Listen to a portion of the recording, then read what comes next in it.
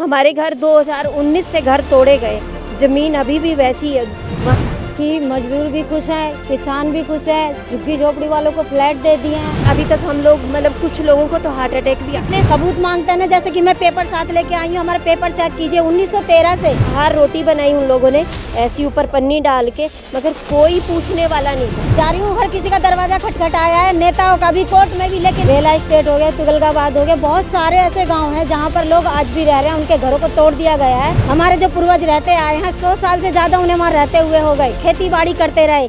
नमस्कार, मैं कशिश और स्वागत है आपका लिटिंग भारत में। रोटी, कपड़ा, मकान हर किसी की यहाँ पर बेसिक नीड होती है। हर किसी को रोटी चाहिए, हर किसी को पहनने के लिए कपड़ा चाहिए और हर किसी को रहने के लिए एक मकान भी चाहिए। लेकिन देखा जाए यहाँ पर जो मजदूर संघ है उसको ये सारी चीज़ें नहीं मिलती नजर आ रही। एक तरफ तो मोदी जी कहते नजर आते हैं कि हम मसीहा है उनके, बीजेपी सरकार लगातार यही कहती है तमाम सुविधाएं दी जा रही है, लेकिन कितनी सुविधाएं दी जा रही, जनता कितनी परेशान है, सीधा सवाल करेंगे। यहाँ पर नाम क्या है मैम? जी, मेरा नाम रेखा राजपूत है। लेकिन देखा जाए यहाँ पर रोटी, कपड़ा, मकान से वंचित होते नजर आ रहे मजदूर, क्या करें अब? देखिए मैडम, यहाँ पे दिखाया तो इतना जाता है कि मजदूर भी खुश हैं, किसान भी खुश हैं, झुग्गी झोपड़ी वालों को फ्लैट दे दिए हैं। और असल में जाके देखिए जो जहाँ जहाँ पे झुग्गियाँ बनी हुई हैं, बेला स्टेट हो गया, तुगलकाबाद हो गया, बहुत सारे ऐसे गांव हैं जहां पर लोग आज भी रह रहे हैं, उनके घरों को तोड़ दिया गया है। और एक तरफ ये बहुत दिखाया गया है कि प्रधानमंत्री जी खुद चाबी दे रहे हैं। तो मैं कहना चाहूँगी प्रधानमंत्री जी उनसे भी मिल लीजिए। जैसे हमारे बेला स्टेट में पिछले 22 महीने से हम धरने पर बैठे हुए हैं।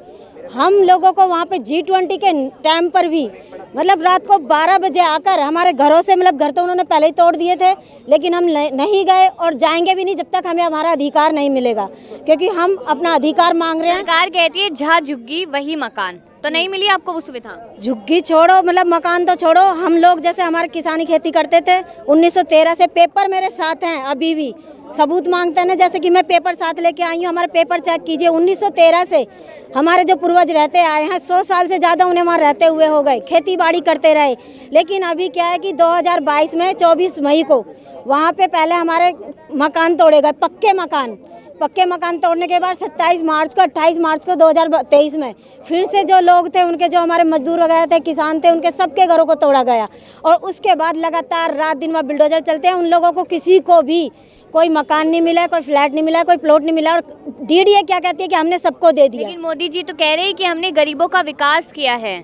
तो विकास इस तरह होता है कि आप मुझे बताइए कि विकास किया तो ये लोग कहाँ से आ रहे हैं? अगर आप यहाँ की छोड़िए, जहाँ का हम नाम लेते हैं, जैसे बेला स्टेट है, तुगलकाबाद है, बहुत सारी जगह हैं, सभी जगह आप जाके पता कीजिए वहाँ पे कितने लोग रह रहे हैं जिनके घरों को तोड़ दिया गया है और किसी को कुछ नहीं दिया गया है। बल्कि लोग अपनी मांग को लेकर हर जगह जा रहे हैं, सबका, नेताओं का भी दरवाजा खटा रहे हैं। मैं खुद जा रही हूँ, हर किसी का दरवाजा खटखटाया है, नेताओं का भी, कोर्ट में भी। लेकिन आज की सरकार ऐसी हो चुकी है कि ना तो किसी किसान की सुनने के लिए, ना किसी मजदूर की सुनने के लिए, ना किसी की झुग्गी झोपड़ी वालों को, किसी को कुछ नहीं दिया गया है। क्योंकि अगर दिया है तो फिर ये लोग क्यों भटक रहे हैं? बिल्कुल बिल्कुल, यहाँ पर सरकार कह रही है कि उनके लिए जो बड़े बड़े वादे थे, जैसे कि 370 हटाना, राम मंदिर बनवाना, तो ये काम तो उन्होंने पूरे कर दिए। शायद आप लोगों की तरफ नजर डालना उनके लिए बहुत छोटा काम लग रहा है उन्हें। हाँ मैम, हमें भी यही लगता है।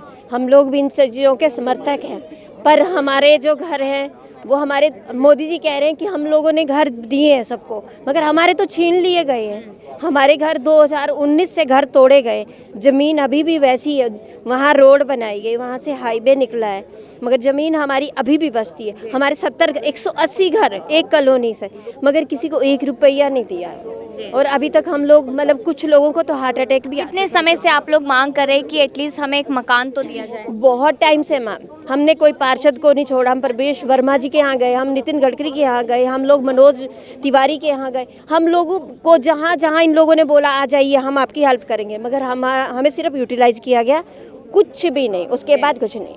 तो कि ऐसा देखा जाए कि आप लोगों को बेघर कर दिया गया है और एक तरफ सरकार कह रही है कि महिलाओं को तो लगातार सुरक्षा दी जा रही है, महिलाएं तो सेफ है मोदी राज में। कहाँ की सुरक्षा? हमारे घर से 20 जब कॉलोनी टूटी है, उसके बाद तुरंत कोरोना शुरू हो गया था, तो कुछ लोग 15-20 3 महीने बाहर रोटी बनाई उन लोगों ने ऐसी ऊपर पन्नी डाल के, मगर कोई पूछने वाला नहीं था। कोई हमारा पार्षद नहीं आया, कोई हमारा MLA नहीं आया, कोई भी नहीं आया। हम सबके पास गए। हम LG के यहाँ 11 दिन बरसातों में 7 से सांप निकल बच्चों के साथ वहाँ धरने पे पड़े रहे। मगर कभी हमें एमएलजी ने कभी पूछा तक नहीं, किसी ने भी नहीं। हम लोगों को लगता है कि यहाँ पर सरकार अब शायद सुन ले क्योंकि चुनाव नजदीक नहीं है। मैम, सरकार का कोई पता नहीं है। हमारी कॉलोनी 1731 कॉलोनियों में पक्की कॉलोनी है, 1549 नंबर अमर विहार कॉलोनी, नजफगढ़ मकसूदाबाद। लेकिन उसके बावजूद कॉलोनी तोड़ दी गई और फिर भी हमें मालिक नहीं माना जा रहा, ना हमें कुछ दिया गया और कोई पूछने वाला नहीं है। सरकार अंधी है, जहाँ इनको अपना फ़ायदा दिखता है सिर्फ वो काम करते हैं और सब चोर हैं ये। 1 to all जितने नेता हैं, चाहे वो किसी भी पार्टी के हैं, चाहे वो बीजेपी के हों, कांग्रेस के हों या किसी भी पार्टी के हों, लेकिन ये सरकार तो बिल्कुल निकम्मी और बेकार है, इतनी हद से ज़्यादा तो ये चोर जो है। विकास सुनाई देता है वो विकास फिर कहाँ हो रहा है? ये विकास सिर्फ अपने लिए कर रहे हैं, जहाँ इनका अपना फ़ायदा है, अपना इनकी मार्केटिंग होती है या इनको अपना बेनिफिट मिलता है, सिर्फ वो करते हैं। जो ये जितनी भी सरकारी बिल्डिंगें या डीडीए बनाती है, वो भी तो वही ज़मीन है जिस ज़मीन पे हम लोग रह रहे हैं। जब वो ज़मीन इलीगल है तो जो ये बनाते हैं वो इलीगल क्यों नहीं है? लेकिन जो सरकार ले लेती है, बनाती है, वो लीगल हो जाते हैं, बड़े बड़े मॉल बनाती है, सब कुछ बनाती है, वो लीगल है।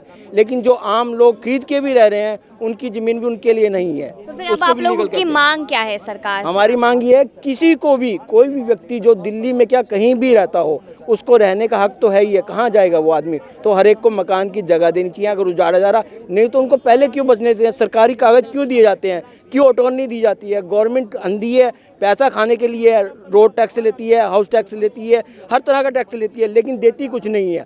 आम आदमी को कुछ नहीं मिलता। जितना होता है नेताओं के लिए होता है। अभी किसी नेता के लिए मकान बनना, कुछ बनना है तो बड़े बड़े सब चीज़ें हो जाती हैं, लेकिन आम आदमी के लिए कोई काम नहीं होता है। मतलब कहीं ना कहीं अगर आप लोगों का देखा जाए तो यहाँ पर जो केंद्र सरकार है उनकी कमी कहीं ना कहीं देखने को मिल रही है कि आप लोग हम केजरीवाल सरकार से भी कहते हैं, मेन जिम्मेदारी हमारी डीडीए ने हमारी ज़मीन ली है, एनएचआई को दी है, तो डीडीए किसके अंडर आती है? केजरीवाल के अंडर आती है। दीदी तो कहते हैं कि मंदिर और मस्जिद बनेगा, मंदिर बनेगा या मस्जिद बनेगा, हमारी जगह पे आएंगे तो वो भी उखाड़ फेंकेंगे, ये तो फिर भी घर है।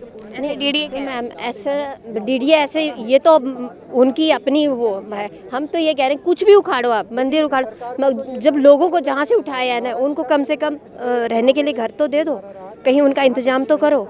हमारी ये मांग है। तो आप लोगों से घर तो छीन लिया गया, लेकिन अगर रोजगार की बात की जाए, क्योंकि आप कह रहे हैं महिलाओं को भी कोई सुरक्षा नहीं है, लेकिन रोजगार की बात की जाए, बच्चों की पढ़ाई लिखाई की बात की जाए, वो कैसे कर रहे हैं? मैम हम सब लोग मतलब पूरा बिखर चुके हैं।